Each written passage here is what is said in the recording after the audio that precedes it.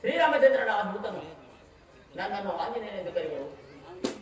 ಜನಸ್ಥಾನದಿಂದ ಸೀತಾದೇವಿಯನ್ನು ಕದ್ದುಕೊಂಡು ಬಂದ ನಂತರ ಜಟಾಯಿಯಾದ ಅಬ್ಧರಾಜನನ್ನು ತಿಳಿದು ಅಣ್ಣನಿಂದ ಪೀಡಿತನಾದ ಸುಗ್ರೀವನ ಸ್ನೇಹವನ್ನು ಬೆಳೆಸಿ ಕಿಷ್ಕಿಂಧಾಧಿಪತಿಯಾದ ವಾಲಿಯನ್ನು ಸಂಹಾರ ಮಾಡಿ ಕಿಷ್ಕಿಂಧೆಯನ್ನು ಸುಗ್ರೀವನಿಗೆ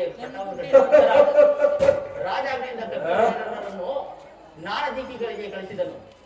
ನಾನು ಈ ದಕ್ಷಿಣ ದಿಕ್ಕನ್ನು ಕುರಿತು ಆ ರಾವಣನನ್ನು ನೋಡಲು ಬಂದೆನು.